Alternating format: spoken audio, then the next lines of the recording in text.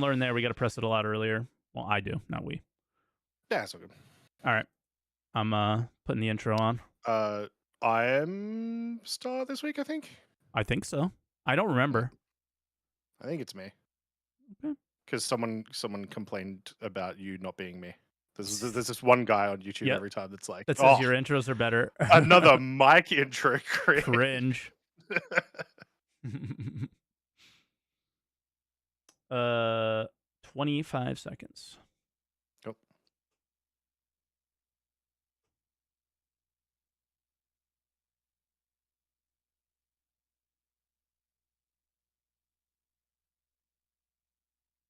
Ten.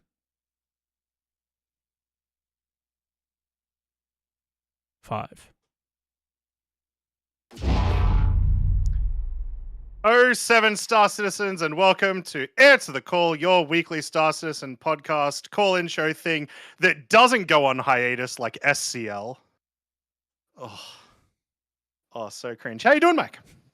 I'm sick. I got a sore throat. I'm all achy and stuff. I woke up this morning and I was like, how am I? My whole goal today was how am I going to make it to here? Survive to get to here. To do the podcast. But well, you seem to be alive at the very least. I'm alive. I've made it. But I am a shell of myself. So if I'm a little less energetic and not as talkative, everyone in the YouTube comments is going to be much happier. So this is going to be a great show today. Well, you know what's crazy, Mike? You know what else is less energetic than normal? Star Citizen this week. It's like the first week ever since they finished their January break. It's the first week where it's been a little slow because we didn't get much news. We got a roadmap that told us stuff that was coming. We got I like the roadmap. The roadmap was good, and we'll probably get to it. We got pretty much Star Citizen news-wise, that was it. There was like some patch stuff, which we'll talk about as well. There was the big news for everyone else, but not anyone in the community of Star Citizen reaching 700 million. Which, was no surprise after last week. I mean, probably. I imagine, honestly, we'll get one with 4.0 release, probably like the day after or something. Yeah, I feel like he's now doing it instead of on money milestones, on tech milestones, right? So probably not this time around, but yeah, exactly. But yeah, it's surprising. It's just we've had so much stuff to talk about every single week, and then this week it's just been a little bit lighter, and that's strange. And I think you're saying it right. It's a little bit lighter. Like the title here says Star Citizen's first slow week. This would have not been a slow week when we were playing 317. Yeah.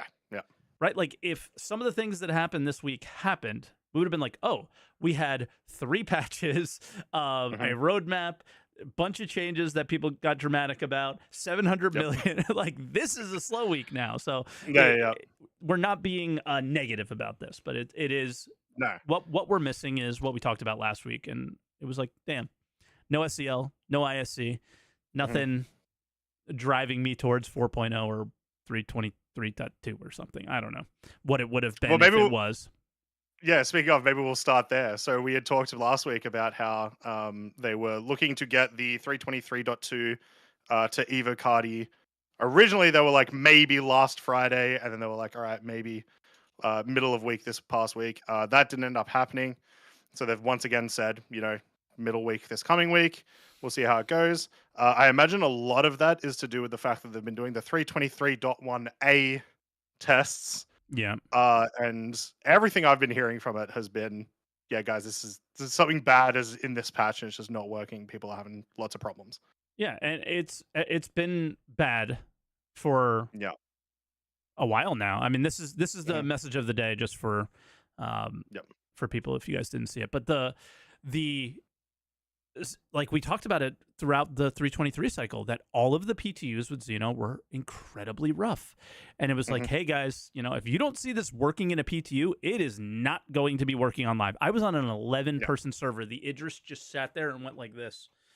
Right. And nothing, and like things were spawning in all over the place. And like we went from a 30 FPS server to 5 in like this. And it was just like, all right, man, like I am done. I don't care. I have no desire to test this or anything. There's nothing I could do to help you in this situation. What feedback do you want me to give? Right. It like the only feedback is it's bad, right? It's in a rough place. So that's where we're at right now. I don't really know what else to say or do on it. You said you haven't played much. Yep. I went there twice, and that was it. Yep. And it was just really, really busted. And at the same time, I don't know how a lot of you guys feel. I personally wait for these kind of things on live. I don't like to play the PTU for stuff like that as much, especially for big events. This one's a little different than the last one, so any sort of surprises would be fun to see for that first time when it's working instead of when it's not. So yeah, I just kind of left it alone. Yeah, I was kind of hoping to jump into the playtest tonight, but just before the podcast, finding out that it's actually not for like another 6 hours, so probably not going to be able to get onto it tonight. But that often happens a lot with the anytime they're testing dynamic events, is they put them at really, really awkward times. Just for me personally, they put them at awkward times for me too. Like there's a lot of times where they're hoping to get it in 6 hours, but it'll probably be in 8 or 9, and like I'm watching TV on the couch, eating dinner and then getting ready for bed, you know, like it's just not my time slot at all to do a lot of testing. But I'm more bummed about 323.2. I don't know if it's because they're doing this or if it's because, hey, maybe they hit a snag in 323.2 as well. It's possible, right? But no matter what, this had to come. That they have to try Xeno, because there has to be a conclusion to Overdrive, and there hasn't been yet, right? I'm still waiting to use my token. Yeah, same token same. Or whatever. I haven't used it. I saw it come up again today. I was like, oh yeah, I still haven't finished my reward. Yep. I do wonder if nope, I lost it. I do wonder if I do wonder about cargo. Just in general. Yeah, just sit around and wonder. Is it about the cargo thing? Like if something's wrong with it? No, yeah. I do wonder if we keep having issues with this 322.1a, do you think there's any shot that it then just moves into 323.2 and they just bunch it together? Sure. Yeah, why not? Yeah. Possibly. The only thing I don't know is like, what's the technical? Is like, are they completely separate branches or whatever? You know, is it hard to do that instead of not? I don't know, but sure. If it's not that hard to combine them, then sure, why not? In the end, I hope what they do is don't rush things out for a sale that's super old already. You know what I mean? Like at this point, the Overdrive thing has come and gone. We have complained tons about the Hornet F7A and the Mark II and all the stuff. We have enjoyed it. We have not enjoyed it. And it's like most Star Citizens, what's the next thing? You know? And I think like people are kind of, at least my vibes that around me is people are kind of like, all right, you know, it happened. What's next? And because that's how we have to be. We have to keep moving forward. Otherwise, we're never going to get there. Right. So we'll see. I am a little bit disappointed that the .1a is having as many issues as it is, because post Invictus, now that Invictus is gone, other than constant fireworks still going on, which is kind of funny, servers have been terrible for me. I had my first 30. I've been hearing 30K, like actual 30K. Yeah, I've been hearing that for a lot of people over the last couple of days, and it's kind of weird. I was expecting, you know, I'm so used to the opposite, where we have an Invictus that is absolute garbage trash, don't want to log in any day, to then, all right, now that it's done, now that the free fly is gone, the servers are able to recover. But nope, they have done the exact opposite. So it's been a bit rough, because I was like, all right, sweet, finally, let's go. We've got time to start grinding down some rep, and you know, I would do one mission and the AI would great, and then everything would break. So I'm hoping that .A works. So what we did on Saturday is like, we tried to bring the whole org together and do distribution centers and just general bunkers, trying to find guns, rail guns, and things like that to eventually sell to other people if we don't have a wipe going into 323.2, which is like, who knows. And I did not I think I completed one mission out of 15, like literally every single time. Nothing spawned. One guy left, can't find him. Like, it was just really really rough. So no matter what, no matter how much Xenothreat does, whatever you do, please give 3.23.1a just to start over again. Whatever happened, just flush it and let's begin again, because I can't right now with this.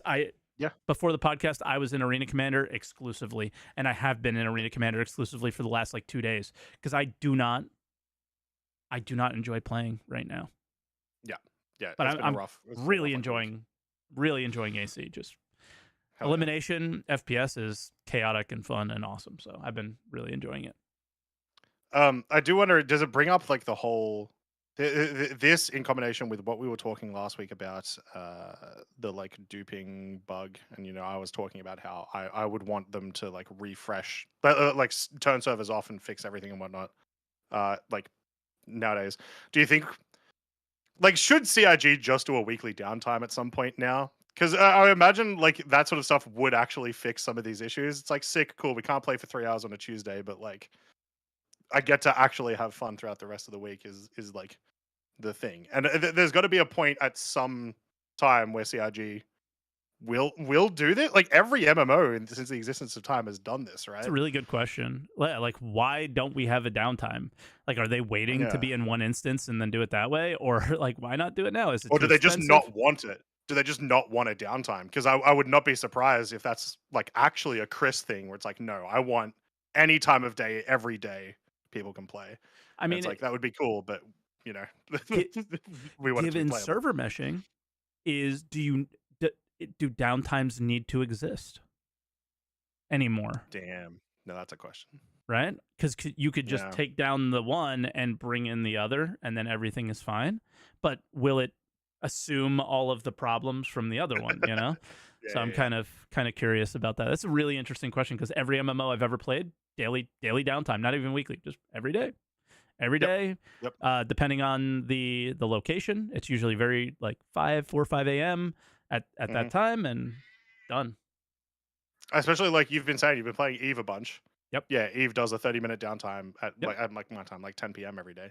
Yep. That seems to work. But obviously that has like some other things where it's like one of the reasons that downtime exists is so they can like respool up asteroids and asteroid belts and all these other things. But cleanup's a big thing.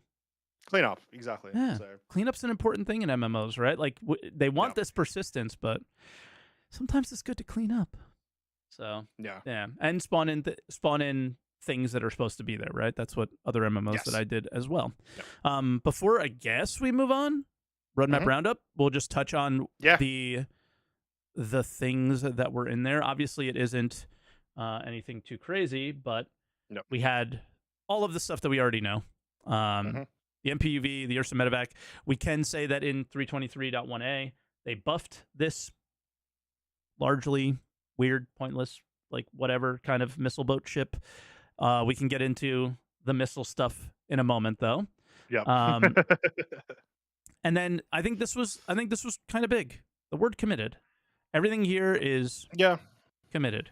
So they're pretty confident they're going to do it. I think they said committed is like 90%. It's not 100%. But there is in my memory there has only ever been one since they brought in the like committed and stuff, but that's been like 3 years now, I think. There's only ever been one feature that has been removed from committed. I want to say it was like meshing or something, or no, it wasn't. It wasn't even meshing. It was like something small. It was like a mission or something, I think. So, so committed is like, it's like 95%. This is coming in that patch. And I would even go one step further and say like, with 323.2, these things being committed, of course they are. That is what this patch is. So it does like if we get more patches in between them, it's going to be .1b, .1c, that have like fixes or something. That's fair. Until this is ready. That's fair, but I think we could have seen persistent freight elevators, but not item banks or not missions. Sure, that's fair. Yeah. The only thing that I'm pointing out is like everything appears to be in there. So in what state, how complete, we will all see that in the PTU, and hopefully Evocati this week. Yeah, and if it's anything like the 323 PTU, we will see it grow and get better over time, slowly, but hopefully it'll be a little faster. And like I said last week, I'm going to dive headfirst into this, and that's kind of why I'm taking a little downtime, because I just I know I'm going to go very, very much hard, I guess, when these come out. So looks like everything will be there. So that's good. I mean, if the sales of the Ironclad say anything, it means a lot of people are going to be very, very excited with this update. Exactly. Yep. You want to get on to the mission? Yeah, you alluded to the missiles. So we had one patch this week where missiles speed got reduced to, I think it was like 150 meters a second, which is like slower than like every SCM speed, like every max SCM speed. You can fly into your mission, into your missiles. Not only that, but you can also just like, oh, the missile's coming towards me. Well, I'm going to slightly just turn this way and go that way for ages. Yeah. So that happened. Everyone lost their minds at that change, thinking that it was going to be a permanent change, which, like, I think you guys need to understand, even if this was a deliberate change where CRG were like, literally, we're going to try to rebalance that, CRG are not stupid. They would have realized after that day, yeah, nah, cool. This sucks, is bad, doesn't work. And they did, according to, I think it was Torsten, right? Yeah. I got to find that one. He commented that's like, this was a test, just to see if it was going to fix some issues. And then they buffed the speeds again literally the next day, which I think it was like 500 meters-ish a second or something. Which still isn't great, but... Yeah, I still hear people complaining that it's a bit slow, but I don't know what ship you're going to be... I mean, I guess... larger ships can still hit much higher SCM speeds than 500, so it's kind of, or much higher. It's not just for that; they're way too easy to shoot down as well now. Yeah, because they're so slow. So and they should be easier to shoot down, but not 500 meters per second slow. I don't think. But we'll see. It really comes down to, for me, this whole thing is: did the community overreact? Yes. Did the communication fail again? Yes. There is no reason why you shouldn't be saying this is just a test to figure out some things with issues. This is not a permanent thing. Why that's not communicated there is silly. And the fact that a developer has to communicate that and it's not in the patch notes, I imagine that the developer has to let, I think it's Wikipedia know. So we don't know, did Waka forget to put it? Did Torsten forget to tell him? Or whatever, like, where was the line crossed? Doesn't matter. Nobody, we're not here to blame anybody. It doesn't matter. Just be better next time. And that's it, right? Like these kind of things have to stop happening. It all goes back to last ISC or last SCL where Jared gets in front, stares at all of us and tells us how it is. And we shouldn't have to speculate on things. We should just be told what's happening. It's very simple. If we are testing, we need to know what we're testing, man. That's it. Yeah. You know? So. Yeah, I hadn't thought about it like that. Just like, there's also just communication between devs and whatnot where it might have just been missed or something. Yeah. I'm sure that kind of stuff happens all the time. But I think we overreacted incredibly over a feature like missiles, which have never worked. Like, it doesn't matter if they're going 1 meter per second. They have either been incredibly overpowered or incredibly underpowered. They have never been, they have literally never been in the right place, ever. So I think we overreacted incredibly. When I saw that, I was like, guys, calm down. Holy, it's all right. It's all right. I saw someone say, and this is my favorite overreaction because it's one of those overreactions that makes completely no sense, was someone said on that first day before Torsten had responded, they said, oh, they're doing this to nerf the Firebird and the Retaliator so they can make more money. So explain to me how nerfing something... Yeah, exactly. How does nerfing a thing make them sell that thing more? Yeah. Or like what? But someone did respond really well, which is like, well, because the missiles are so slow to hit their target, you've got to spend all that time on the pledge store. What else are you going to do? So that's actually based. Makes sense. Thanks to whoever said that to me. Yep, you're actually buying ships while you're waiting for your missile to hit. The one thing that I like though, they seem to have a lot more fuel. The missiles? Yeah, so there's no. I don't think there was any fuel number on Urkel, so you can't see how much they added. But there's a lot more fuel, I think, on the missiles, and they last a lot longer. So that's kind of cool as well, because they are doing things like you can. I think it's Captain Foxy Loxy. He's awesome. He did like a stealth saber build where he was firing missiles, or firing ballistic guns actually at ships that couldn't see him. So being farther away, having more fuel is probably a good thing when they dial in the missiles a little bit more. But yeah. So a little bit of drama, really stupid. Doesn't matter in the grand scheme of things. But some of the choices they're making are a little weird. Do you like the idea of slower missile, or do you like the idea of less agile missile? That's mostly what the torpedo conversation has been. It should be fast, but not agile. It should be slow, but slow. Yeah, I guess is kind of been what it was. Well, yeah, especially since ships got less agile. So I think, faster but less agile is like a good way to do it. It means you're still introducing a lot of like, you can try evasive maneuvers.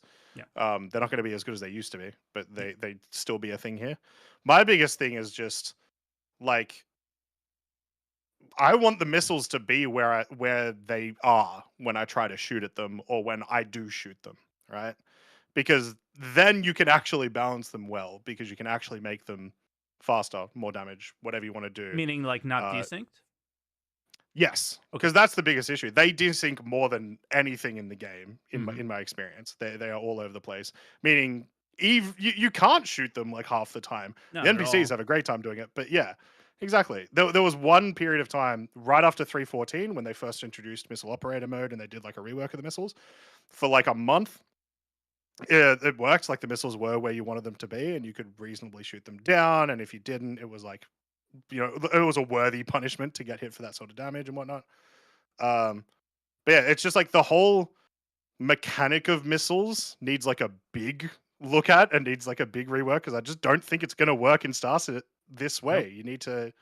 You need to do something either simpler, or I don't know. I don't know what you do. The missile knows exactly where it is, and it knows where it's not. It needs to know where it's not, and it needs to know where it's going, and it needs to know where it's gone. It will subtract where it's going from where it's gone. Yeah. So that's been missiles. Outside of that, 700 million? 700 million. That's a lot of money. In a slight connection with this, so I do nerd trivia every Monday night, Mike. And the guy that sets up the trivia is an Australian streamer who knows me. And this week, he put in 2 questions that I thought was Star Citizen. Only one of them was. One of them was like a Cutlass Red, and was like, what game does this come from? The other one was, what's the most expensive game ever made? It's not Star Citizen. The answer was Genshin, which is also wrong. But Wikipedia is classically wrong, with $700 million for Genshin, Mike. How? For the same reason that people get mad about Star Citizen being 700 mil. It's not really how much the production costs, it's the revenue. They're saying most expensive, like made the most money? No, they are saying, like in Wikipedia and whatnot, this is just why I'm bringing it up, is they're saying this is the most expensive game to be made. And for those saying GTA 6, that is a rumor, that is not confirmed. Yeah, we don't know yet. Yes, it will be GTA 6. Yeah. But yeah, like it says Genshin 700 mil. And yeah, it made me realize like, oh, that's a similar thing to like what people say with Star Citizen. It's like Star Citizen hasn't cost 700 mil. It probably will. I think it actually but it's not. It's revenue. Front. But if that's saying revenue, because the thing that's really interesting about Star Citizen is when you look at their financials or whatever, when they deliver them, they don't have a lot of money left over each year. They spend that money on development. It's the one thing that you can point at them and go, okay, they're not really scamming. Like they are, but they're not. Right, because they spend the money on Squadron or whatever. Like you could feel the way you want to feel. I'm not going to knock any of your opinions, right, or good or bad or whatever. Right. My opinion is they took the money from Star Citizen, they made Squadron with it, and now they're coming back with all these single player things that don't fucking work for our game, and it's getting kind of frustrating for some people. And it's really good in some aspects, really not good in others, and it is what it is right now. Right, we're working through all that stuff. But the thing about them is you can look at them and go, they're spending all the money on development and on, like, Yeah, you've yeah. never heard a developer say they're not getting paid. You've never heard any of those things, right? Maybe Yep. they're not getting paid as well as they should. We've heard those rumors before, like CIG doesn't pay as well as like EA or something. Like Mhm. in the early development days, like they were losing devs to EA a lot, shit like that, or Blizzard Yeah, yeah. or something. But I don't know what it's like now, right? But at the same time, Yeah, yeah. they're they're spending the money, right? And we don't know how much Chris is making. We don't know how much Sandy's making. We don't know how much Ortwin's making. These Chris is developer, right? But these non-development Yeah. focused people.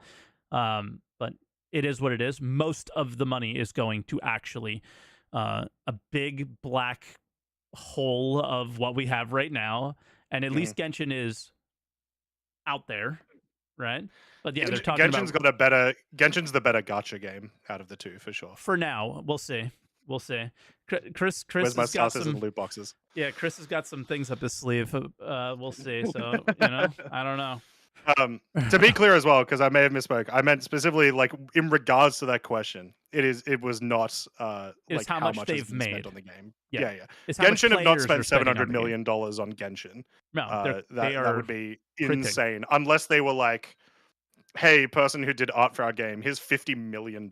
You know, No, they're printing. So but then yeah, so we hit 700 mil. I think it was on Tuesday or Wednesday or something like that. Or actually, it might have been earlier. It might have been just after the pod, honestly. I think it was early in the week. It was pretty close. Yeah. Yeah.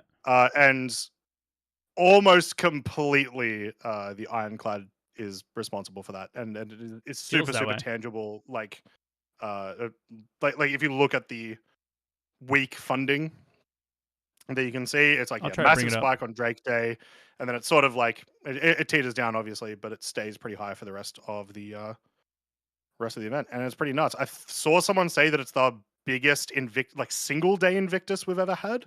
I think so.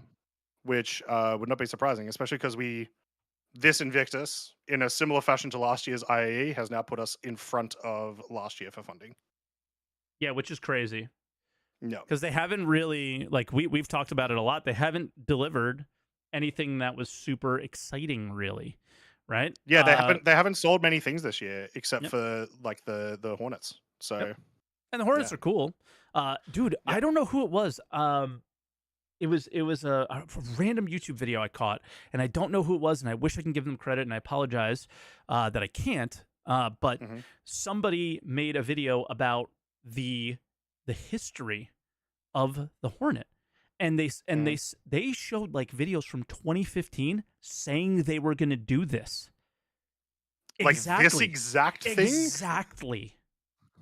Yes. Exactly. Which is crazy. Which doesn't make it a good thing. Doesn't make it a good thing. But we were warned, and we just never. Back in those days, we were. Oh my God! Chris said what? We're gonna be farming, you know. So it was like nobody knew what was going on at that point. But they said it exactly, that they were gonna do it just like this. I wasn't Galgot. That was the first person I think. It was just a random channel I've never seen before, but they were right on top of it. Oh, another thing. Another thing, I don't know, and this is something I've been screaming from the rooftops everywhere, because especially if Xeno's coming, they made a little back-end change that Nice Guy on YouTube found. He was the first one I found that said it. He found that they lowered significantly the health of stock components. Any stock ship, your components are, if they take any damage, which it is possible that they do take damage from missiles or from NPCs, anything, ballistic weapons, right?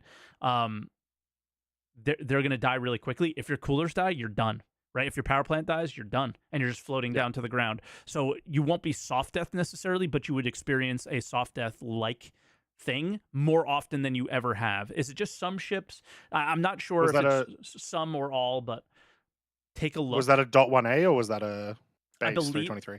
I believe it's .1A. So take a look at the difference on Urkel if you guys haven't yet, and just make sure you swap your coolers out. A lot of people don't, because you don't need to. So in this case, just make sure you swap your coolers out where sometimes you wouldn't, and then you'll be okay. Most people swap their power plant. Most people swap their quantum drive, right? But swap your coolers just in case, because it does look like it might be pain if you're doing Xeno Threat or something like that. More than you might get surprised by it, right? Catch you off guard. Did they when they said like like obviously like the stock components. Was it literally like if you bought that exact same component and fitted it in, it had the I like don't extra know. health, or I you don't don't know? know. Okay, Yeah, that's the only part that I'm not sure, interesting. because the idea of what a stock component is very interesting, because if you look at some other ships, stock components are like military grade. So you're like, okay, Yeah, a Caterpillar comes with a Ponti's quantum drive. exactly. Like, So yeah. what does that exactly mean? I'm not sure, but yeah. Mm. But just keep an eye Interesting. out. Check Urkel if you guys haven't. If you don't know what it's called, or if you've never heard of it before, Urkel.games, ERKUL.GAMES. And you can kind of search through your ship and see what's what. But yeah, I figured I'd do that little PSA because Yeah. you might get screwed. If I think that's mostly it for the week. So what I might do, Mike, is I might lead us towards a question for the show on our brand new Discord Yes. that First you guys one. can check out. Our first one. I like this question a lot. So this is from the Mac Cloud. Okay. What features, other than dynamic server meshing, cargo refactor, and what's coming in 4.0, so essentially the features that we know that are about to arrive, Yep. what do you think is needed realistically for a full release? And I'm Crafting. going to tweak that and say a 1.0. I'm concerned how simplistic CIG's tools are for fixing issues with a live service environment without taking the whole server mesh and or game down each time. The MMO crowd are notorious about staying silent about bugs they hope to abuse when a live launch is near. That's just extra flavor. But we'll go with the question. So yeah, what do we think is needed for a 1.0 that is not coming in the next few months? I'll do one. Crafting. Yep. There's others for sure. Yeah. So you go ahead. I'll elaborate if you want. Yeah, but, no, go. Elaborate and we'll keep talking. Because for people that don't know, I said it last week, I have been diving very, like literally just the tippiest toe into Eve. And even just the tippiest toe into Eve, I'm like, we should do this. Oh, okay. And I have, my checkout is full of things that I feel like should be in the game. And I love the way they do a lot of things like blueprints and stuff like that, right? So we know that there's a blueprint system. It kind of sounds like they're being inspired by Eve. Like the more I've played Eve, the more I notice that CIG does a lot of Eve inspired like things.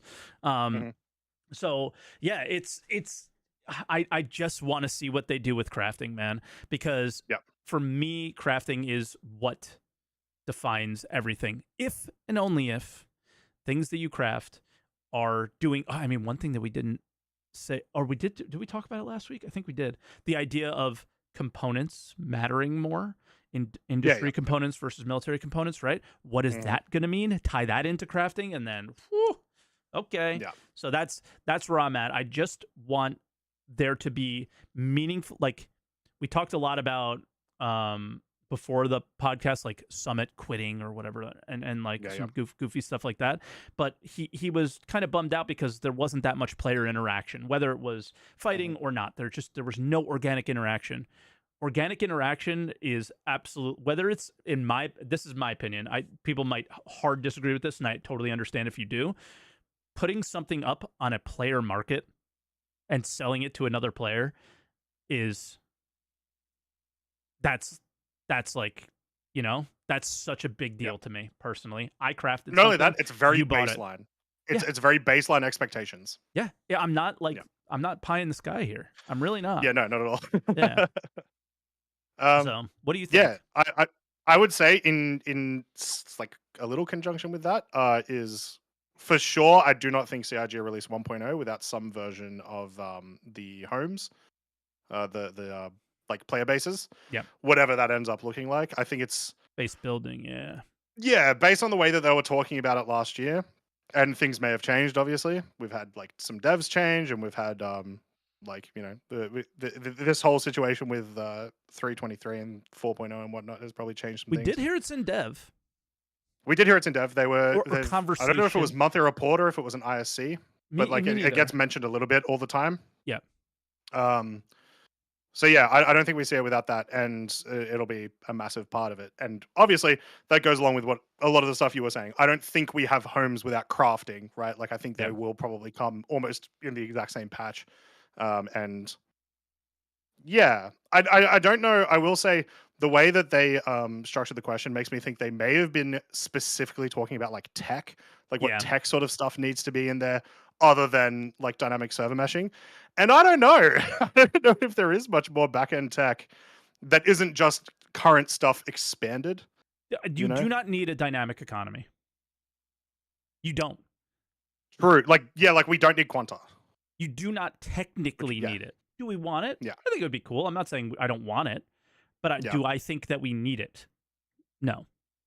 You can have a kind of static / player done economy, like Eve, right? So there, you could do stuff like that, and it's pretty doable. I don't think it isn't necessary tech wise. The only other things that I would say is, and I don't know if this would be considered tech, but org stuff, like the ability to like on the website and in game organize, manage, another, God, I'm so sorry for people that are tired of hearing this, but like new Eve patch coming out, they're doing loyalty points for companies in the game, right? So for us, orgs would be like, hey, go salvage 50 spaceships and bring me back the RMC. You get this many loyalty points, and you can buy loyalty stuff from our org-specific loyalty shop, skins or ships or whatever, right? That's what they're doing. So things like that, like the tools possible, I consider tech, and the tools possible to make group play as interesting as possible would be really important to me as well. But yeah, I would advance that as well. Like, yeah, that has to arrive for 1.0 in my head, because it's been such a lacking part of the game forever, where all of the interesting content has been within it, and everyone's always had to organize outside of the game in order to do any of that stuff. Yeah, so, just give us the tools. I'm sure we'll have some fun, right? The only thing that I want to come back to you on with base building is they very casually mentioned, like very subtly, I should say, not casually, but the idea of crafting ships, crafting possibly stations. I have a hard time with that right now. What do you think? Like 1.0 or after 1.0? I feel like it's like a beyond, like crafting like stations and stuff. Yeah, dude. Like far I beyond. feel like that's beyond.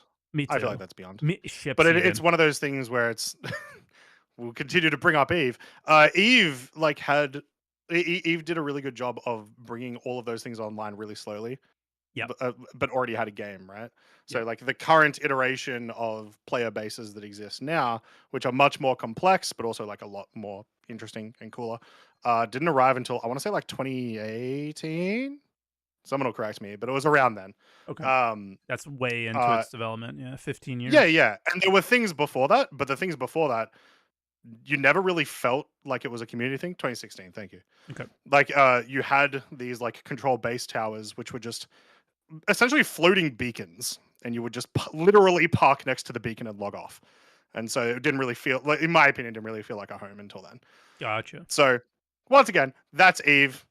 It's a very different game, but like I think those sort of things you can bring in slowly to Star Citizen without like having a bad experience before then, if that makes sense. Yeah, it's something that will increase the already good experience, hopefully, that you're having. Yep. The only other thing I would add is, and I think I mentioned it very subtly earlier, but just to make sure I reiterate it, crafting is not going to be cool if the things that you craft aren't like the stuff that we're seeing from the FPS team a little bit. Like when you have a scope on your gun, your ADS is slower, but you have a scope. When you have a laser on your gun, your bullet spread is lower, but you have some other negative, right? Like your laser, people can see it. Like people can see you coming down a hallway, that kind of stuff. So I do hope we get like more characteristics to the things that we're crafting, because if we don't, what's the point? Like if I'm crafting the stuff that we have now, bro, I'm done. Like I have no desire to participate in that sort of experience. There's so many better games at this than what we currently have in terms of what I'm wearing, what components I'm putting on my ship, that kind of stuff. And it sounds like they want to go in that direction. It's just one of these things that we all know we need to be patient, but it is so hard to say that statement right now this far in. So I do really struggle with that, because I do see them finally seeing the light on some things, and I go, okay, now I'm the one who's telling people to be patient. Oh my God, this is not good. But at the same time, what else can you do? They're finally doing it. So now you just got to watch it happen. It sucks, but it's true. You know. To expand on one thing you mentioned there, in addition to like, I need to be able to craft like interesting things or things that people will actively want. I also need to be able to craft things that you cannot purchase on the Pledge store. That is the actual biggest thing for me, and will genuinely actually make me quit the game if that's the case. If it can actually just all be bought for real money. Yep. So, I mean, let's not do that. They look more and more like a mobile game every day, and it just depends on how far they push into that direction. Yeah. And if they do, it's pretty simple. No, I mean, a lot of people, again, I am so sorry. A lot of people don't like the direction Eve's gone in, and it's kind of understandable, right? So, yeah. Do you have any other questions from the Discord, or is that it? Yeah, I can grab one more. Let's grab. Sure. This one is from Kidding Man. Whatever happened to the personal hubs? At one time, they talked about making cities feel like real cities with apartments and tunnels and missions like the new GFs. Has the idea been shelved or abandoned? The last time they talked about it was like literally last year, I think. Pre-Citizen Con and stuff, and then they dropped it. What was it? Can you repeat it? I'm sorry, personal hubs. Personal hubs. So what's the deal with personal hubs? They haven't talked about it for a lot. So they started talking about the apartments, right? Like what is it called? Like the internal city places to go. My brain can't think of what it's called, but they talked building about interiors, that a lot last year. I think they called them building interiors. Yeah. I don't imagine we get player hubs without building interiors because where are those hubs going to be? Yeah, because I think what you're doing right now is like you're in a hotel. Yeah, exactly. So there's a couple of things to mention about that. Firstly, you can already decorate your hotel rooms now, so that aspect of like player like personal apartments and whatever already exists. Cool. Hey, guess what we're about to get in 323.2? We're about to get persistent hangars with furniture, apparently. With furniture, apparently, yeah. Yeah. What is a persistent hangar if not just a really, really massive apartment? So you can just the text should be minimize there, it, you know? Right? Yeah, exactly. So we may see it sooner rather than later, but it is worth noting. Yeah, they haven't mentioned much about building interiors in, I think, about a year. But I may be wrong. To be fair. So the waiting room blew up while we were talking, and I didn't notice it. That's why I asked you to repeat the question because I was like lining everybody up. So do you want to jump into questions or chats with everybody? Let's do it. Yeah, let's answer the calls. Answer some calls. Let's get Gamers answer some calls. Yeah. What's up, How you doing, gamers? Not bad. How are you guys? Pretty good. Fantastic. Pretty good. And just so you know, and everyone else, I do have somebody coming to the house today, so we have to be a little bit faster. So if I cut you off, I apologize. No, that's fine. I only have one thing really to ask is so Mike, I caught your video earlier this week. I think it was earlier this week where you were talking about server player caps and along that line. I just want to confirm something first. Are you saying that servers like cities like Hurston will never get more than 100 players, or no, not at all? I think you're referring to when I was watching Summit. I think so. Be like, yo, this is getting boring. I was just saying that the game won't be exciting until we have a ton of people coming together, and the only way for that to happen is to have servers with lots of people in them. That's all. Mm-hmm. Yeah. So I'm just touching base on that. Traditional MMO stuff, you know. Yeah. The way I see it happening in the future, and they did show this. By the way, I was making a response video, and now I have to scrap it because I was wrong. Sorry, I'm sorry. Mike, every time he has an opinion. Yeah, it always backtracks and makes my life hard. But what I was going to say was the way I see it happening in the future is like Hurston, for example, or Lawville. You could actually split the servers down to like small room sizes. Like, for example, the Area 18 could be its own server with 400 to 600 players. Hopefully. The hospital could be another server with 400 to 600 players. The airport, the spaceport could be another server with 400 to 600 players, which is why I think they've put the trains in. Everybody always goes, well, why do they have all these trains, and why do we have to catch the train to the spaceport? To be honest, I think it's a performance issue. so that in the future they knew. I will fight you on that just very quickly, because the trains, notably from like CRG have mentioned, don't work well with server meshing. It is like the literal opposite. So no, but I'm saying, so it's unlikely that they had originally planned out when they first introduced the first landing zone in 2016. I think what he means is separating people.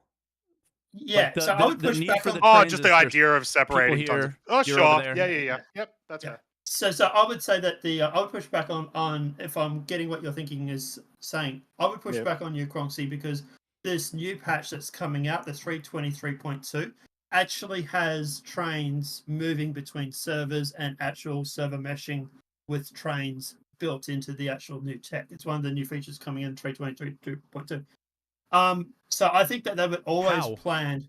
Where are you getting this from? If you actually read the roadmap. Let me. Mike and I quickly running to the roadmap. Everybody quickly is running to the roadmap right now. Wait, this roadmap just says Mike and I are always wrong? What? So, release view. I might be wrong about this. Let me just double check. Oh, God, you're going to progress tracker. No way. No. Release view. Is it 4.0 maybe? Yeah, 4.0. Yeah, 4.0. They're redoing the transit system. Yeah, that's why we're questioning you, because you said 323.2, and we were like, "There's no server meshing. What are you talking about?" Close enough. Sorry. Hey, I've been up for about 3 hours. It's fair. It's fine. It's just that's what we were confused about. We're pushing on you because we're like, 4.0. Yeah, 4.0. They're actually going through, and they're actually allowing trains, from what I understand, to jump between servers and allowing for server meshing. So I would say that they always did plan. Look, the tech was never there, but now that they're bringing the tech in, now that they can go through and actually say, well, hang on, yes, we can actually have the spaceport. And Mike, when you did the test, I never got a chance to do the test with the 600 to 800 players. I mean, nobody did. I know everyone the who did was stationary. Yeah, I know the 800 players crashed, but what was it like with the 6? It was the terrible. 600? I heard this. It was terrible with 400. Yeah, it was horrible though. 200 was the only time that it was somewhat playable. That was the only time. Anytime they went over that, it was always problematic. Yeah, when they hit 400, it was really problematic. Someone told me when they hit 4 that it was like playing on 2. That's the thing. It's very likely that people are going to have. Everyone's having different experiences. For me, it was. I would say, yeah, from what I've heard, the majority of people had lots of problems at that number. In fact, a lot of people said like, yeah, maybe 200, 250 would be a good spot for now, sort of thing. I think my 400 person everything server... you're saying is. Go ahead, Croncy. I was just gonna say everything that you're saying, Games Cafe, is still like, yeah, like they're going to want to, like they, in one of those replication tests, there was a different shard for each planet, pretty much, right? Yes. Yeah. So it's just that continued. It's just that like drawn out more, so that you can have more and more people in smaller locations. Yeah. So you're still right. Yeah, all that stuff should happen. The question is obviously time, and it's not 4.0.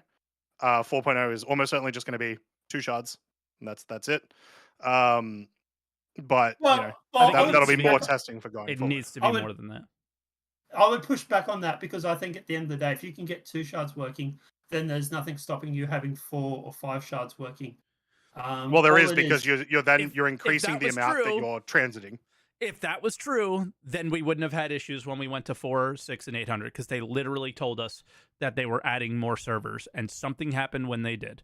So, there's that just objectively is not true, and that's it. Well, it's not what happened. I'd like to go and check the footage on. I think it was Super Mac or someone was saying that where he was actually showing jumping between servers. My understanding was every planet, like major planet, had its own server, and that the space was its own server. Yep, so those were 2 servers. Yeah. Right. Well, if every planet is its own server, that's at least 4 servers.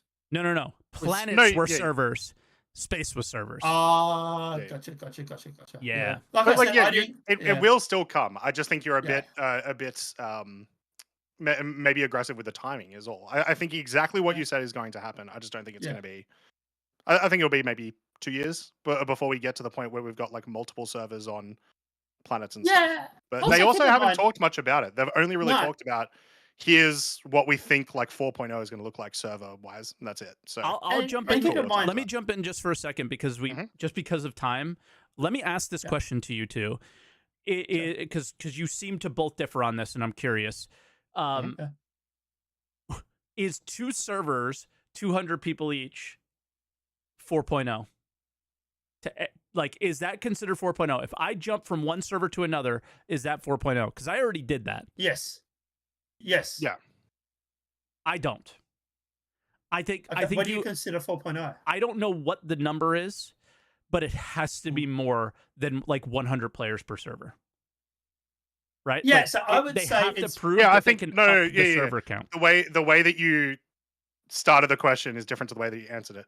I do think it'll be more. I think it'll be like a total of 400, like 200 per server sort of thing. Like is that enough? Like for me, for them to put the 4 in front of it, it has to be a significantly more paramount change than doubling the player count in an already giant area. I think Pyro is double the size of Stanton, something like that. So, like, it's very big. What is our experience going to be? Is our experience actually changing other than jumping between them? Tech-wise, yes, but game-wise, is it worth putting that 4.0 on it, or do they need to just let it cook a little while and make it work with more things, like similar to the tests? Again, I've said multiple times, we need to do another test before we have these type of conversations again, because we can make up in our heads what is going to happen all we want, but the reality is what happens after the first test. What did they fix? What didn't they? And then we can make some realistic expectations for what 4.0 is. But for me, they have to hit the goals that they were trying to hit in Stanton. 800 people. So for me, 4.0 would be every major planet, Crusader, Microtech, Hurston, and Outcorp, having its own server, and the spaces in between being its own server. So there would be 5 servers in Stanton. So that would be significantly more than 100 aside or 200 aside. Yeah. Well, you could have like 200 or 400 players on each server, and that would be in 5 servers in Stanton, 400, say 200 to 400 players each server. You're looking at the Stanton system would be approximately 2,000 players, around 2,000 players, probably. That would be incredible. That would be incredible. But we'll see. I will let you go because you're not feeling well and busy, and people coming over. But yeah, that's why I just wanted to talk about this, because I sort of have a different view on it than Croncy sounds like he does. And we'll see who's right. But yeah, we'll see. It all comes down to we'll find out. I will say I was the first to call that we were going to get a Squadron 42 announcement last year at SitCon, and I was right about that, Croncy. So wrong. I said it was going to happen 5 years ago. No, you're fine. Clock's right twice a day. Well, right, yeah, Croncy might be eating his emu, but anyway. Cheers, gamers. All right, gamers. Have a good one, man. All right, that was gamers. That was a good call. That was fun. Let's bring in King Jasper. King Jasper, how you doing? Hello. Well, you have a fancy mic. Another Aussie that I hear? Technically, same area, New Zealand. I'll take it. All right. Do you claim him? I don't. What do you want to talk about today? I want to talk about the selling power concept. Okay, so like the Hornet, that kind of stuff? Yeah. So back from 318 to 320, the meta ships were the Hornet Ghost and the Fury.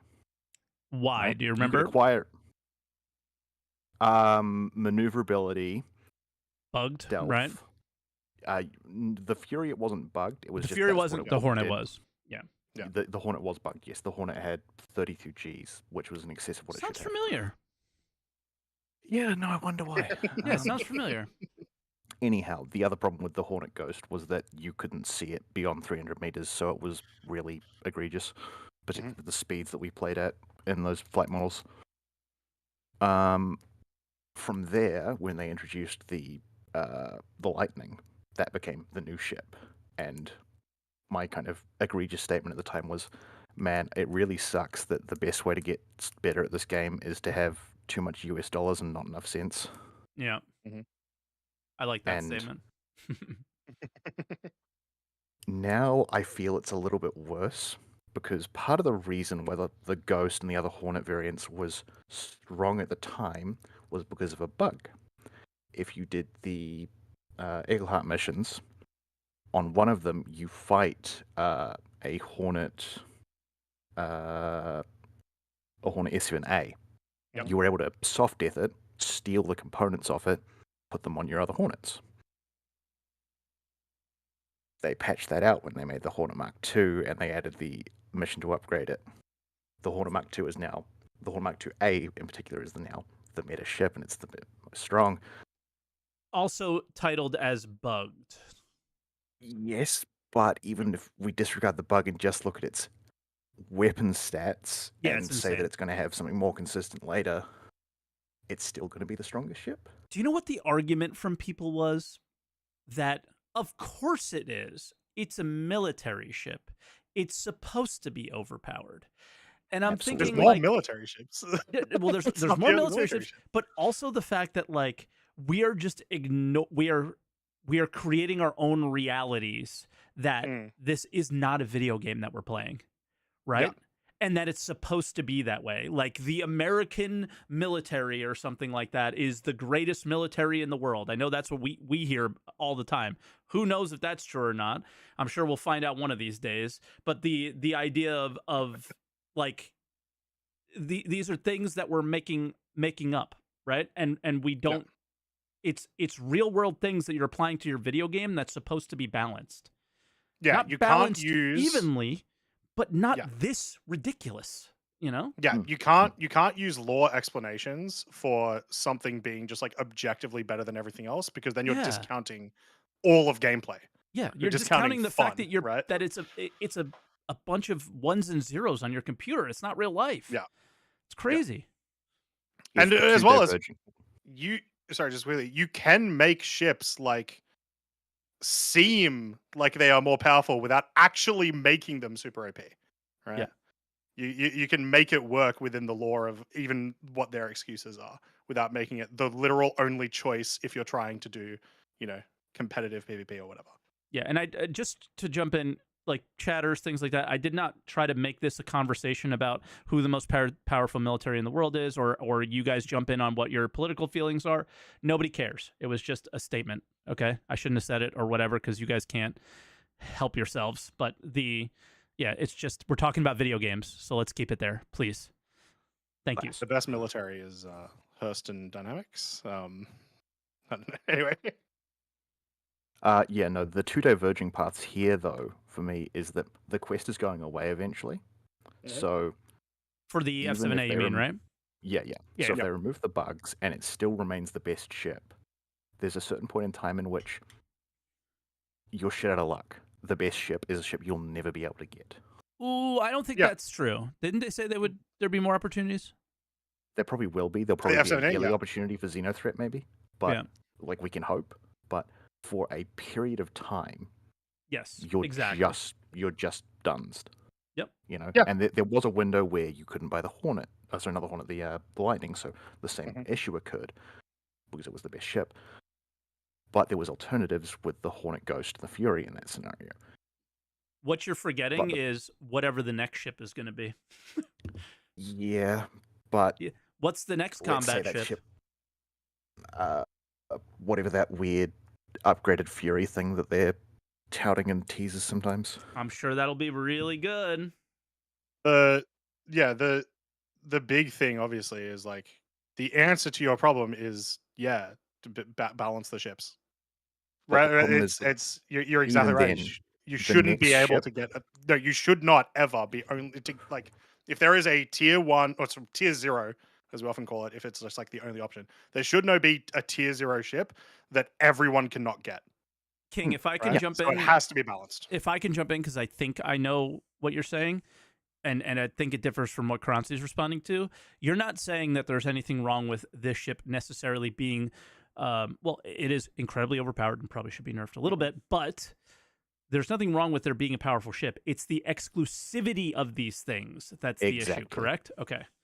Yeah. Go to VerseFinder, look up F7 Mark IIA. No availability. Yeah, that's what I'm saying. It shouldn't be exclusive.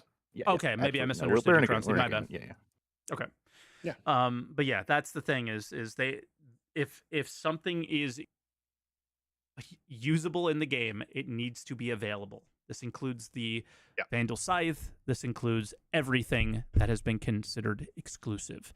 At some point, they cannot be, right? And whatever exclusivity means, it needs to be locked behind gameplay, not behind FOMO shit. Like, it's terrible. Yeah, and I will say, I don't think there's anything wrong with a thing being exclusive, as long as, it is not, like, gameplay impacting. Yeah. Cool, exclusive skin. Cool, exclusive old version of the ship or whatever, though that's not exactly what the Mark 1 is. That sort of stuff I'm okay with. Yeah. F8A, here we go, yeah.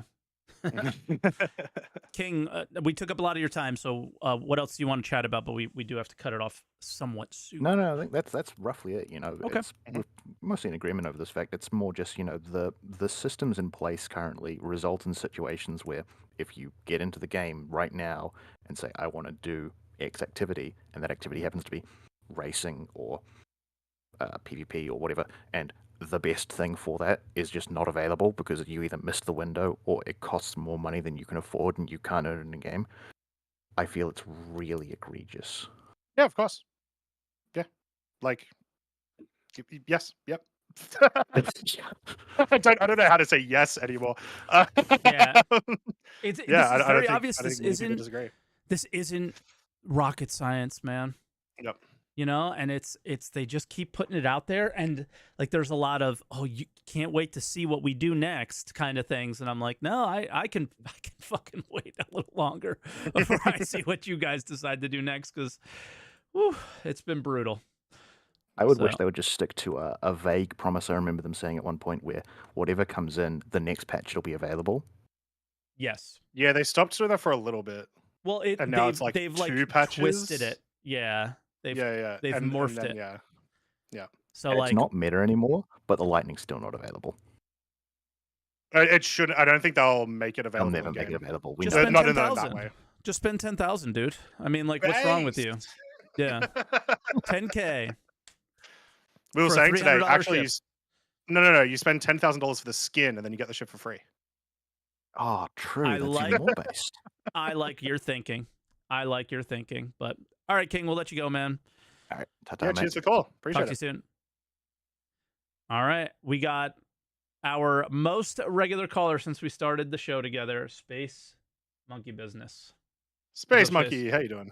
Hey, guys, how you doing? Fantastic. Nice to hear. What am I? Oh my god, there's so many stuff, but I have to choose one or two because the show will get late. You were just about to say, what am I even going to talk about this week? You just join every week ready to say something. Yeah. There's always a lot to talk about, even if it's just like, fantasizing about what could happen, whatever.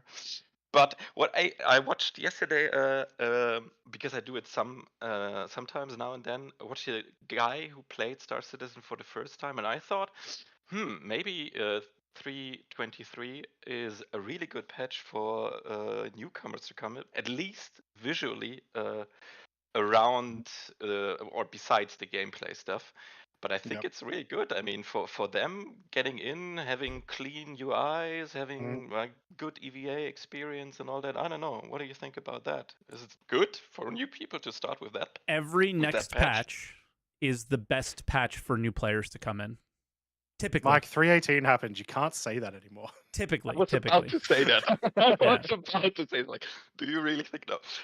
No, yeah, I do agree with you. I've heard from a couple of new players who have said that they maybe tried the game for like a month or not even in the past, and when they came in for 3.23, though specifically not within the last couple of days, that just the appearance of the game was much cleaner to them.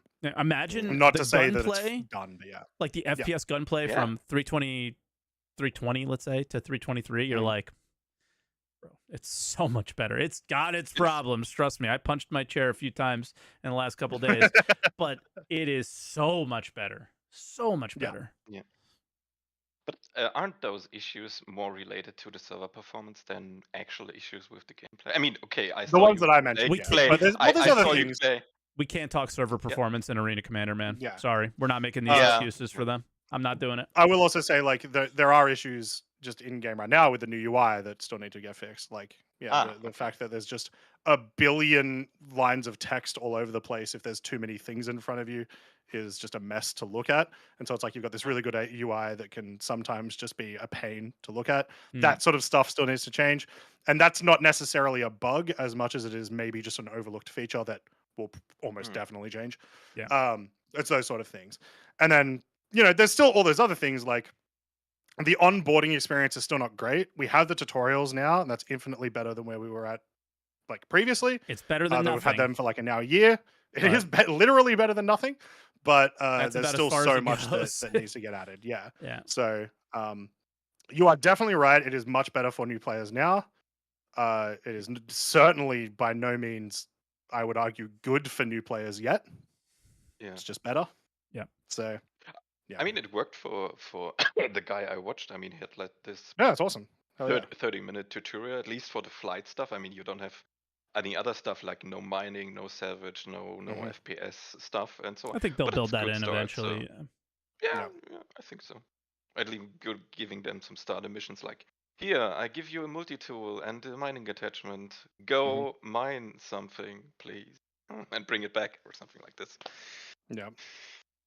The other thing is, because it's something I always think about when I see these those trailers, and specifically the Squadron 42 trailer, the last one from CitizenCon, where they mentioned, well, I don't know the context completely, but they mentioned like the visual quality CIG is known for, and that's always stuck to my head. It's like, yeah, it's a nice feature, but to be honest, I really wish you would known for really good gameplay and not only the visuals. But also, they have to prove it with Squadron 42 now. Lots of games are catching it. Like the visual stuff isn't as wild as it used to be in comparison to other studios now, right? Like lots of studios are doing really cool things. Unreal Engine 5 looks pretty cool in some aspects, right? So it's that's not even a thing anymore, in my mind, at least. Yeah. Have you seen those? There's some videos out there about the realistic mods of Cyberpunk 2077. Have you seen them? They are crazy. Yeah, that's wild. Whoa. Yeah. That's nuts. So yeah, they're catching up, but still, this Star Citizen stuff is still an experience, at least for now, and I think it's hard to catch up where no other game can deliver that to some extent, at least. It's different, I would say, but it's not like I'm not if I go to Star play Citizen because it looks good. No. I mean, like the planets, the scale, and all the stuff, and I think that. Oh, helps. sure, yeah. There's nothing doing like scale of SC in this way. Yeah, I think, and I don't think anyone will until Star Citizen releases. Definitely, So sorry for interrupting. I mean, that was bad. No, you're all good, Mike. Yeah, I just think the aspect of being in your ship, seeing some of that stuff, getting out of your ship, and then being as close to the ground that you could touch, that's the difference. Elite Dangerous looks cool too. Definitely. Elite Dangerous sounds cool, right? There's lots of Eve looks and amazing. then you play it for 3 hours and it looks gets so boring. Yeah, Eve looks great. Eve looks great, but none of that stuff is what's keeping me playing it. It's the it's the tactile nature of Star Citizen is what is really what it's about for me. And I think when people see it, and especially when people experience it, that's when they're like, "Yo, there's something special here," right? Yeah. Oh, talking about other game stuff and what they do better. What space games would you name where you could import some features to get into Star Citizen? I mean, E for the economy. E for a lot. Not just of things. the economy, but they do a lot of things right. What else? The one thing that they don't do right is the gameplay. Everything else. No, it's the nature of the game, or Well, so the gameplay itself is a lot more. I don't know if this actually makes sense, but it is a lot more two-dimensional. It's a lot more just press some buttons. Yeah. But like the player interactions are way more in depth. The economy is obviously the biggest thing, but I don't know if any game has come close to the kind of player economy that Eve has. I don't know if I would want them to do that because it's so deep. Yeah. Things like there's one Mike and I have talked about a couple of times. The contract system that Eve has is so good for very powerful everything. For if you just want to sell stuff, if you want to do courier work, that sort of thing is super cool. All of the org and party mechanics that they have are they work in a good for what you would want in a space game. So like that sort of stuff, yeah, 100% bring in. And I honestly don't know if there's any other space games that I would want to bring features in from. No Man's Sky, some survival stuff. Maybe I'd the like crafting. I'd like to see a little bit more survival-y things. Sure. Not making food and drink go faster or anything like that. I think it's dialed up probably a little too much right now. But I would like to see more survival-esque things. Like I am out here in the middle of nowhere, but I can make something happen. I'm not going to build a spaceship or anything, but I can maybe make my way to safety somehow, right? Yeah. I don't know. I'd like to see that. Yeah, not fair. Actually, no. You know what I would bring in? The overclocking mechanic from Satisfactory. You put an item. How does that work? You have to explain it. You loot an item. You put that item in a machine, and in this case, it could be. It would actually work really surprisingly. I think it would work really well with the current iteration of engineering. You put that item in your thing, and then it goes faster, but it uses up more resources. Yeah.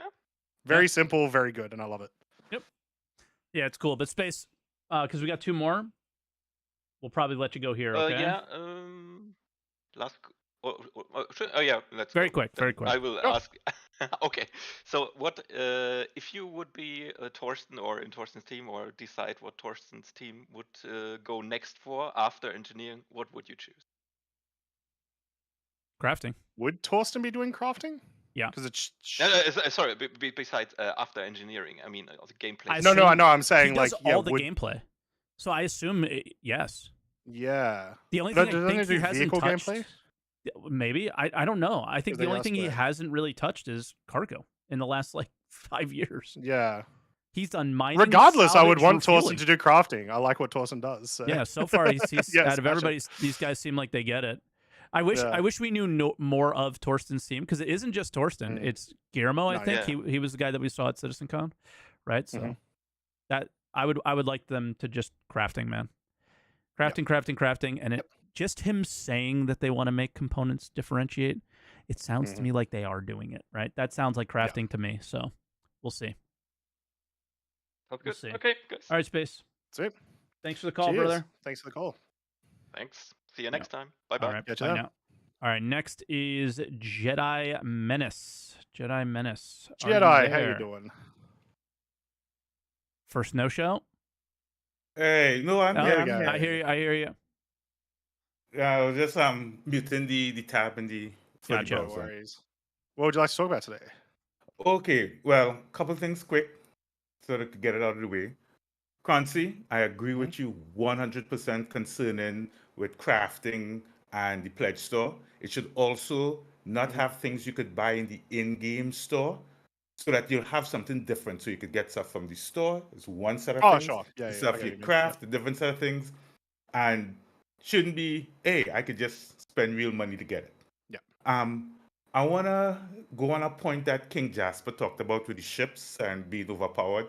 Now, I'm going to play devil advocate for a brief moment. Okay. Because what I've noticed CIG doing, they overtune something when it now comes out. So players will test it more because, hey, this is the new best of the best way to make money, best ship to fight with, best this, best that.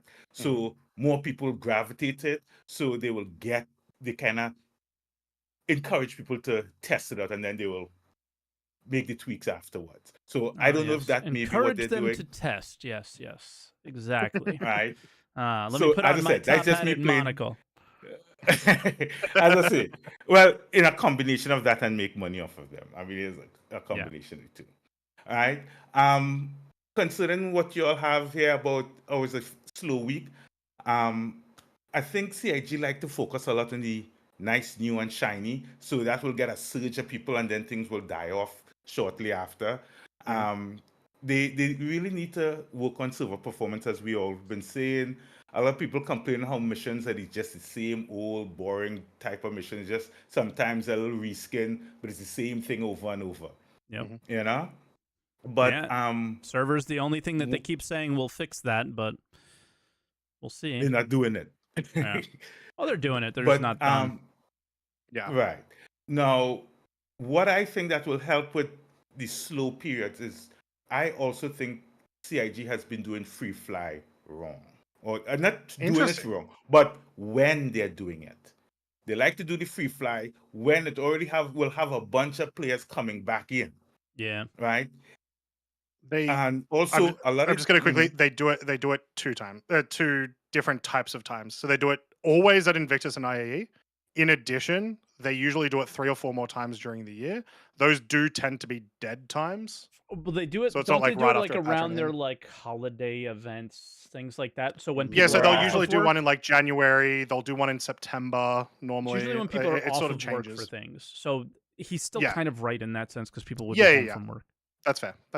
But one of the problems with when they tend to do it is like around a patch where some changes coming out, and those tend to be more buggy than anything. Add in with the poor server performance when you slap on free fly, the performance even worse. So you're not getting the best foot forward for the new people that you're trying to convince to buy. Yeah. During when they have stabilized a lot of issues with the new patches and things slow down, in my opinion, it would be a great time to do free fly. Yeah. I would like that idea, like more consistency throughout the period, but yeah, I don't know. The only thing there is like there needs to be like this is one time where the marketing team actually needs to get involved because the literal whole thing is, hey, we're trying to get new players, right? Yeah. We're literally trying to market the game to new players. If you do it at a time of the year where there's like actually no one playing, then you're going to think the game is dead and you're going to have a boring time. If you do it around a time when a new patch is out, everyone gets like including the veteran players get really hyped about all the new mechanics. They want to do all those new mechanics, so they're going to play. Then the new players come in. Historically, obviously we've had terrible times with free flies and new patches, right? Where just things don't work.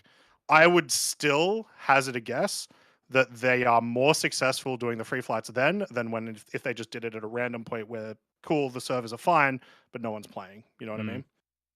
Well, I don't necessarily mean do it when it's dead, all right? But okay, yeah. But when is it dead? Anytime there's not a new patch, like it starts this and player numbers go down very quickly when there's not new content. Well, true that.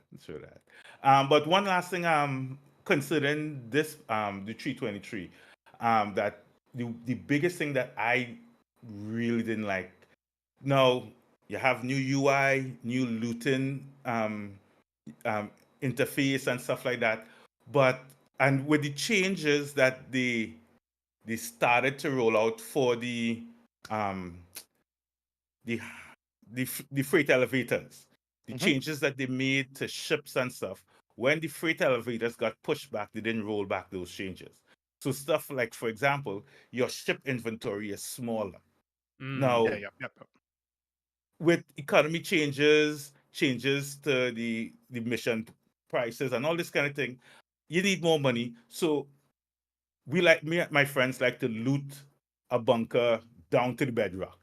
Yeah. And then sell as much as we can so we can try and make money. Can't fit it on the ship. Right? And containers most likely, are weird. Right. And also I know the workaround. With their change to looting, they didn't think about how to incorporate those SU boxes. Oh, they're there. So, but you gotta work around. It's so ridiculous. Are you ready? Yep. You press F, you hold F, and drop it on. No, you hold F on the box, right click, and then hit loot instead of open.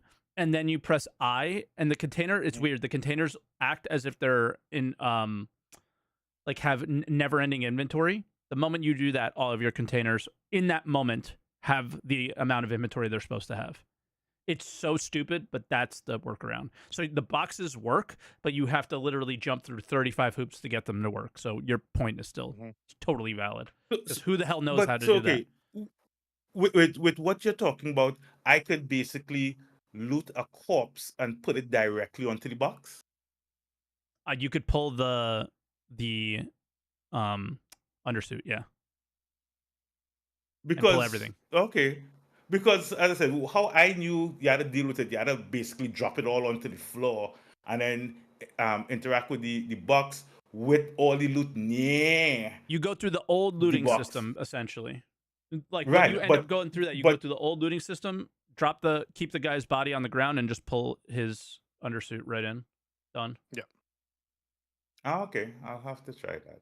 Yeah. But it's tedious, and as I said, they went through all that effort to redo the looting, and something as simple as, okay, if it is near, if the container is near the body, you have like a tab or something that you could, you could basically say, all right, I want to move stuff into this container since it's nearby.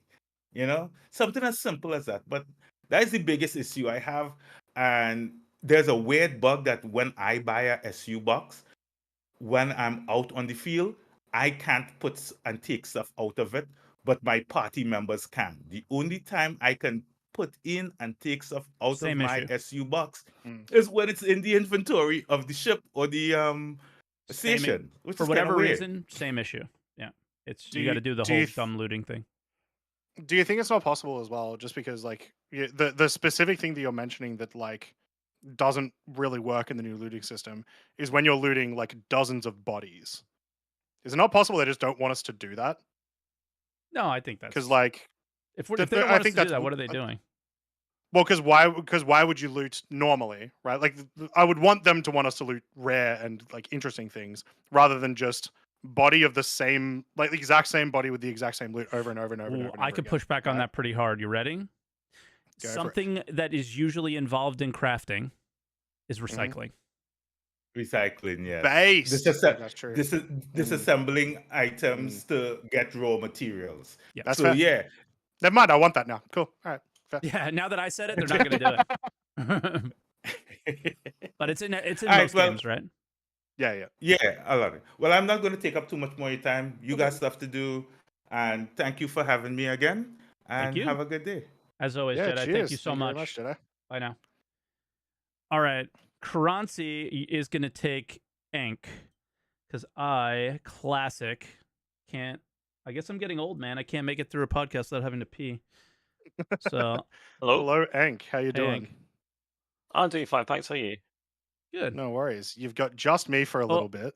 Well, so and I made you disappear. So now you have. I'm gone now. You've got just me for a little bit. What would you like to talk about today? Well, one of the things that I was going to touch upon when I heard about stuff earlier, and I think SaltEMike might actually want to talk a little bit about it as well if he's back in time. But the thing with crafting is I wonder if they've kind of backed themselves into a corner with the way that they have sold ships and the way that ships now have insurance, and that if crafting, I don't think you're ever going to be able to get a situation with that, or it's going to be complicated where you can craft ships from zero to from nothing, the base materials to having a ship there. And because of that, could that affect the economy in a different way?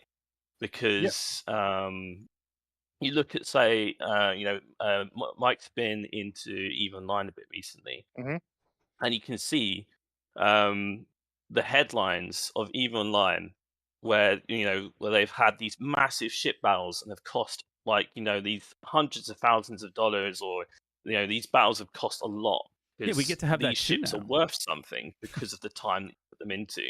But they don't disappear. If you don't have that in Star Citizen, what will craft essentially do, and what sort of expendable thing can you do with craft? There's a very Go ahead. I was just gonna say there's a very simple answer to the way that you're talking about it. It makes me think that The way that you see crafting of ships, if that happens, and it probably will, is that you are just crafting the exact same Gladius that you can buy on the pledge store. Simple solution. Don't make it exactly the same. So what would it be? This one is a Gladius that has an extra 3% capacitor. Oh shit! Immediately, like tech whatever in Eve. Yeah. Okay. That then becomes a reason to craft it in the first place, because people won't just buy it with real money, right? But it also doesn't necessarily completely destroy like insurance and stuff like that, because you will still probably just use it as like that endless resource if you need to. Yeah. Does that make sense? Is that sort of like, is that what you're getting at, or am I missing? Yeah, I love that idea. What I was thinking of is that I was wondering if they just kind of back themselves in the corner because they're selling them real money. If they're going to feel too much that the ships that they've got and the ship that you bought for real money is going to have to be there and have that value to you. If you spent like, you know, 300 euros, 300 pounds on a ship that gets essentially validated because people can craft one that's better than it, and you know, when it comes to combat, PvP and stuff, especially, people are going to min max a lot. People want the best. Is that going to be a problem where they feel like they can't do that? Because the core thing that I'm trying to get at here is that when sort of mirroring to what Mike said about EVE Online and looking into that, the economy works so well because you can make everything. Like, what do you do with crafting? Like, is crafting just going to be you make some things as an upgrade, and once you've got it, you're done? Or is the things crafting going to meant to be disposable? Like, is it going to be a disposable economy? Can you say, I'm going to craft a ship and that ship will get used up, so I need to make a new one? Do I have to make new components when they get destroyed? And like, is ammo going to be worth making in the crafting system? How pay to win is owning a ship, right? So that's so. No, yeah, you need to be able to craft things that are better than what you can buy on the pledge store, but they still, like, regardless, in any type of economy, that needs to be depleted somehow. Simple answers. Crafted materials may not be able to have insurance, or if they can have insurance, maybe they come at a premium or whatever. Not even a premium. Maybe they just come with insurance, whatever. But like, them being removed from the economy is relevant. You need to have that. I was just going to say components, but yeah, now we're talking about ships. It gets very weird.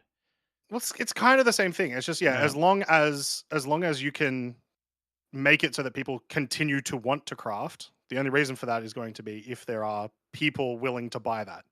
If you craft a thing that someone then keeps forever, that will not be the case. It was only a couple of years ago that, I don't remember for how many patches it was, but it was only a couple of years ago where right now in Star Citizen, if you bought new components for your ship and then died, those components would be lost, right? That's exactly the same thing. Cool. I did that, but it was with a crafted item that was, that whatever, a little bit better. I used to think I knew what I wanted. Now I don't know. Yeah. Well, yeah, it's tricky. I just thought that because they're selling ships, because ships are having insurance and stuff, it's tricky because at first I thought, well, okay, so if you have like this fleet battle that goes on and you have these ships, you want to get the best out of them, so you craft.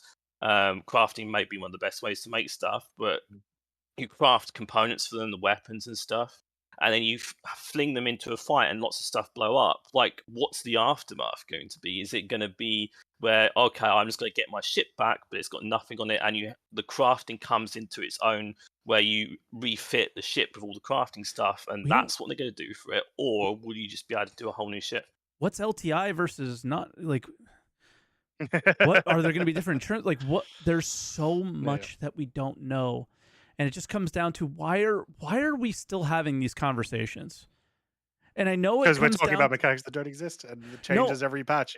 I know, but it's like I understand that game development, like, once they put it in, it's a challenge, and then they decide to do something a little bit different, or this works, that doesn't work. Even if that's the case, I almost would rather that and get upset every once in a while when a feature that I really like the idea of isn't, doesn't end up being a thing or changes significantly, than just not knowing. Yeah. Just not knowing. It's so frustrating. Well, that's the thing, and so we can only really say what we want it to be, And yeah, I would just want it to be that, yeah, you can pretty much craft anything with maybe the exception of like some reputation lock stuff, which would be cool, or some like exploration stuff would be cool. And that all of those things are both better than what you can get on the pledge store, however minute that is, and not infinite. Like, yeah, you do lose them, you know. Mhm. Yeah. So yeah, that's where I would like to see that stuff go. Yeah, I find that's kind of like the core of it, that stuff does have to be deleted. And Yeah. I think that for me personally, I feel like the crafting system, what would make or break it is how useful you feel. If you feel like you're just making upgrades that people buy and people don't really buy them that often because they have easy ways to get them, it isn't going to feel very good. But if you feel like you can make a supply chain, if you can say like, okay, I'm going to make this ship because, you know, this ship is something that often gets exploded, so I'm going to dedicate my crafting chain to making this ship, it's going to feel good because I think the whole point of crafting, like, well, good crafting systems, is that the stuff that you craft will eventually get used up, so then you can keep on making more. Yeah. I'm with 100%. Croncy though, that everything needs to be like whatever you buy for real money needs to be base, and everything else should be an improvement. So you get in, you got something you could play with if you do lose everything, but if you don't, then there you go. But I don't know. Yeah, now my head is spinning because I thought it was just going to be components this whole time and ships were just lost. But if they did something like that, that would be crazy. That would be awesome. Yeah, because I think it sort of ties into so many systems, you know, like the economy, crafting, and everything. Like, what do you do with the mining stuff? You know, can you make iron and tungsten and steel and stuff useful because they're going to be in mass produced for ships, or is stuff like that just going to go into the void and because NPCs make all the ships? You know, oh no, the whole so many things tie NPC into it. system. It's like again, it's just not knowing is so. It's so We up need in a- the air still. We need a well, it'll be a CitizenCon presentation this year. That's what it's going to be. And it may not be a massive one. It may just be touched onto the back of like the base building presentation that they'll I'm sure end they'll up doing. show it again. Yeah. Yeah, but yeah, we don't really know what they want to do with it, and we'd like to. Yeah, for sure. But all right, Ank, we'll let you go because it's about the time that I need to head out. So thank you very much, and cheers for the call. Very interesting also, conversation. thanks for talking long enough that Mike was able to get back I appreciate from the it. bathroom during the start of the call. Yeah, appreciate it. Bye, All right, Ank. take care, guys. Cheers. All right, another answer the call in the books, Croncy. We always say that we're not going to go long, but we still went for an hour and a half today. Yeah, with like a we had quote to fall unquote short, nothing. You know? Yeah. The first slow week was not that slow. So as long as we don't get another actually slow week, we'll be good. And if we don't see an Eva Cardi this week, I'll be surprised. Like genuinely. Yep. I mean, next week's coming up some pretty cool stuff. I don't know what you got going on, but I got the gamers. Oh my god, I'm so tired. I'm losing the. You know what it is. The Atmo Esports X Avenger 1 Fight or Flight for Kids tournament. It's so long. Gamers Outreach. This isn't the full name. I'm just mentioning it. It's for charity, for Gamers Outreach. It's for charity, yeah. We're going to do a 3v3 tournament in fight or flight style master modes. There's some unique rules. And not just master modes. Master modes, private lobbies for like the first time as well. Like, Yeah, like all the new gunnery stuff and turrets and all that jazz. So people are like, a lot of the ships are available to use. So it's going to be pretty cool. And it's for charity. So it'll be on the 8th. Do you know what time it is exactly? I still haven't looked. I don't know. I should find out because I'm commentating. You are hosting it, right? Yeah. So we'll post the link to some info on it in the description for you guys on YouTube. But yeah, I'm really excited for that. I've been kind of training a little bit. I got to get with my team. I don't know how to. My team is me, Nebel, and Expat Brat. So I don't know how. I'm in contact with Expat, but I don't know how to get in contact with Nebel. So we'll see on some training together. But it's going to be a lot of fun. It's for charity. It's for a good cause. And I can't wait. So, yeah, check that out if you guys haven't yet. And other than that, I mean, we got PTU stuff. Hopefully 2 different PTUs that we're diving into this week. Monthly report. monthly report coming up this week. So yeah, so I think next week will be a good combo. Yeah, definitely. And as a quick one, a reminder, guys, if you are over on YouTube, consider, subscribe. If you don't, I'll find you. But also consider becoming a member, so you can get a couple of perks with like some special episodes of ATC and stuff that we do. And we definitely don't favor our members at all, I swear. Not at all. Never. Not at all. We would never do that. But we also wouldn't forget to answer the call.